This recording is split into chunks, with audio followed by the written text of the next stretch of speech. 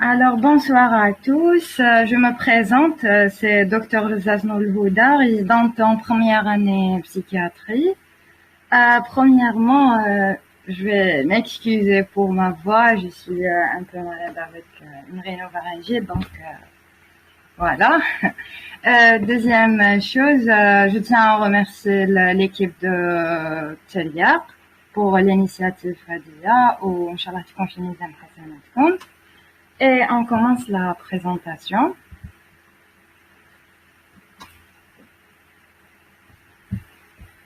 Alors, on va suivre le même enchaînement des présentations précédentes. On va parler de la spécialité, le classement, les terrains, les avantages et les inconvénients, et la spécialité, le futur, if I were you, et des conseils. Premièrement, la spécialité en 3 mots. On a premièrement la patience, la diversité et l'humanité. Pour la patience, le psychiatre, c'est le seul médecin qui doit chercher les petits détails de la vie de son patient. Depuis son développement intra-utérin, en passant par son développement psychomoteur pendant l'enfance, sa relation avec son entourage, toutes les étapes et les détails de sa vie personnelle, relationnelle, sociale et professionnelle pour pouvoir tirer les informations nécessaires pour poser le diagnostic et prendre la bonne décision thérapeutique. Et bien évidemment, ça demande une grande patience. La deuxième chose, c'est la diversité. Chaque patient est un cas particulier, avec un tableau sémiologique unique. Donc, il y a un schizophrène, jamais تلقاو un schizophrène avec le même tableau psychiatrique et physiologique. Et donc, chaque patient, c'est vraiment unique par sa propre sémiologie et sa propre réponse au traitement. Donc, qui demande une démarche diagnostique et thérapeutique bien individualisée, bien individualisée. Et dans ce cas, on s'ennuie jamais avec la psychiatrie. Pour moi, j'ai adoré ce point, la psychiatrie. Chaque jour, on apprend un truc différent et nouveau avec chaque patient. Donc voilà. Là, le troisième point, l'humanité. Bon, le psychiatre est le seul médecin qui prend l'aspect humain et sentimental en priorité. Il a la chance d'être le médecin qui comprend le comportement humain dans sa globalité, les pensées, les habitudes, le fonctionnement et la personnalité du patient, en plus du côté somatique et physique, bien évidemment. Donc, le psychiatre, ça, la médecine, la vraie médecine, le deuxième point, on a le classement et les terrains. Le classement en 2022, en principe, le dernier poste en 750. Donc, environ 400 et 750, le classement de la psychiatrie. Je vais donner quelques informations sur la psychiatrie en général. C'est une spécialité de 4 ans, un examen de première année et un examen de MS, de 4e année, pas d'examen intercalaire. En première année, on a un examen théorique sous forme d'une question ouverte et un examen pratique oral. On a en principe 2 stages supplémentaires à faire en 3e année. On fait 2 mois de service, 2 mois de stage au service médecine légale et 3 mois en neurologie. En principe, à la période de Covid, ما كانوش يديروها.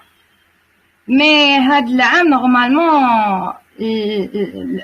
normalement عطاو l'accord nos aînés pour faire les 2 stages supplémentaires pour la 3e année et la 4e année.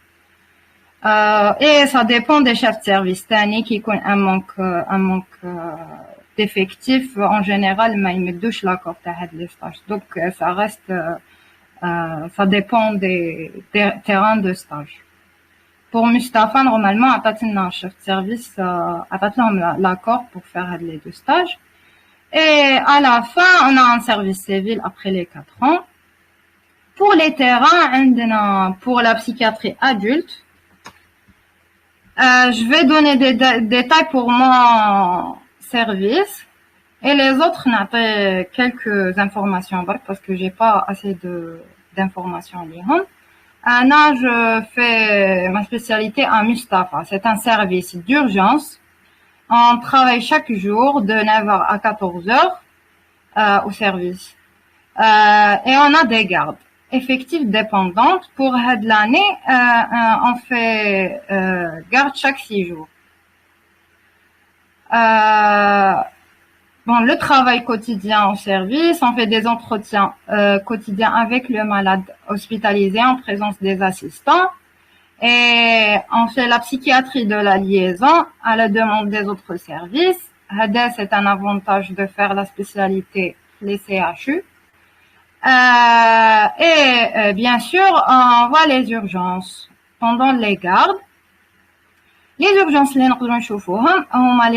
les agitations, les tentatives de suicide, les refus alimentaires, les refus thérapeutiques, les attaques de panique, les troubles de comportement, les syndromes de manque, les rechutes des psychoses chroniques, les bouffées d'hélium aiguës, et il y en a des réquisitions pour faire un examen mental des personnes détenues. Donc, pour dire est-ce qu'ils présentent un trouble psychiatrique qui nécessite une consultation ou bien une hospitalisation ou là une prise en charge en addicto. En principe, les réquisitions, les djuna. Et pour les consultations à titre externe, à Mustapha Makash, à cause du manque d'effectifs et l'absence du prof. Les assistants, ils déroulent les consultations pour les malades qui ont déjà été hospitalisés à autre niveau. C'est tout. Pour les autres terrains de stage, Kayin Shiraga, qui est spécialisé en addictologie. Ils travaillent chaque jour de 9h à 16h. Ils font des gardes, de 4 à 5 gardes par mois. Pour Bab El Oued, c'est un service d'urgence qui m'a Mustapha. Travaille chaque jour, mais j'ai pas assez d'informations parce que les premières années de Home démissionné les 2, donc j'ai pas pu avoir d'informations sur le déroulement de travail tellement. Tani Kain HCA Inaja travaille chaque jour de 9h à 16h, garde effective dépendante. Huma عندهم l'avantage c'est que عندهم les résidents militaires, donc ont plus d'effectifs, donc moins de gardes. Le côté théorique et les planchages plus que le côté pratique. Pour Drid B et Drid A, une consultation, les consultations spécialisées. Consultation de la mémoire, thérapie de couple, TCC, un travail de jour de 9h à 16h et maintenant je les garde pour les premières années. Pour les psychiatres, pour les pédopsychiatres, pas de garde pour les pédopsychiatries. Pour les avantages et les inconvénients,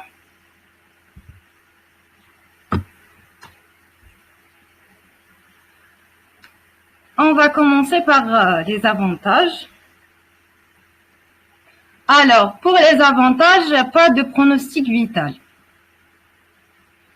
Que rarement pour les CHU. On a une diversité des cas. Chaque patient est un cas particulier, comme on a dit précédemment. On a un contact avec les malades, bien sûr, et leurs familles. C'est un avantage pour moi. Ou qu'il y a comme un inconvénient, donc c'est subjectif. On a la chance d'être les médecins qui comprennent le comportement du malade dans sa globalité. le contenu de la pensée et la personnalité des malades. Donc, c'est idéal pour les curieux. C'est un domaine de recherche par excellence, surtout à l'étranger. C'est une spécialité très demandée à l'étranger. Les gardes sont légères par rapport aux autres spécialités. À Mustapha, on voit 10 à 30 malades maximum par garde. Pas trop de concurrence au milieu libéral. Je vous appelle psychiatre.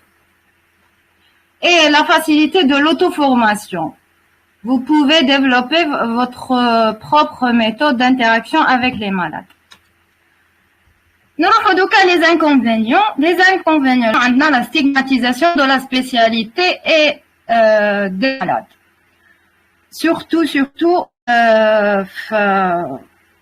notre société, les malades يحشموا يروحوا les psychiatres برك باش ما يقولوا لهمش vous êtes des. Donc c'est vraiment un défi pour nous. Inch'Allah نقدروا نقصوه le futur Inch'Allah. Donc deuxième inconvénient, un manque de moyens. Plusieurs de traitements psychotropes sont en rupture de la période. C'est vraiment horrible pour les malades, surtout les connus, on les nécessite une hospitalisation avec une grande agitation et tout. C'est vraiment délicat. On a l'auto-formation, donc 80% de travail. On a une spécialité basée sur la subjectivité, donc on a vraiment des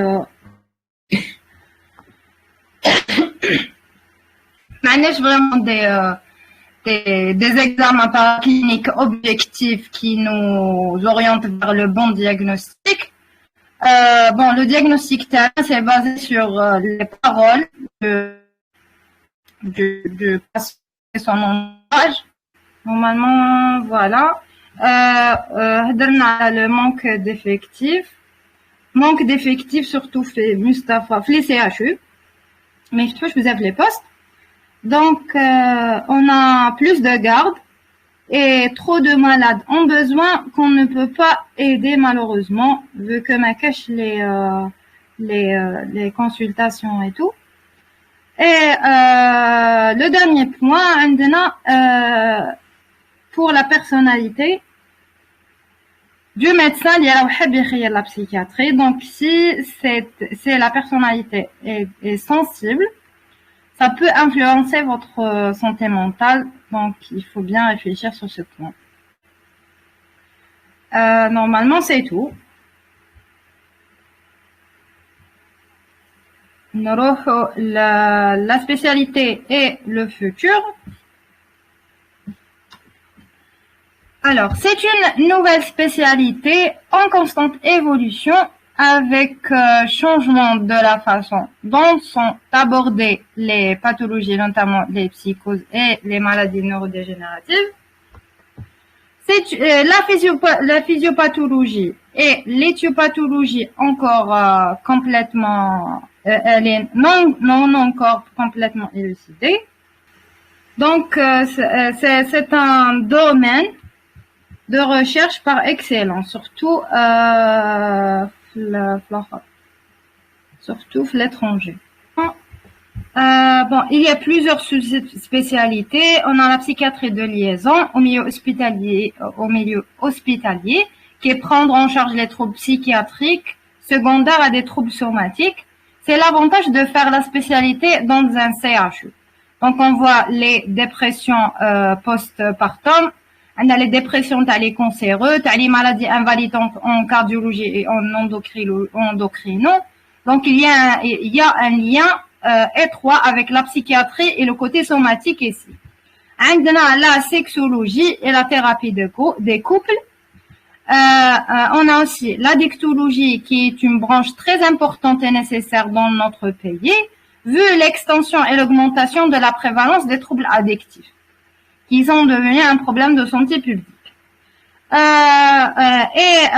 Dernièrement, on a la psychiatrie médico-légale, certains psychiatres, ils préfèrent de faire le côté légal de la spécialité et devenu une expertise psychiatrique judiciaire. Donc,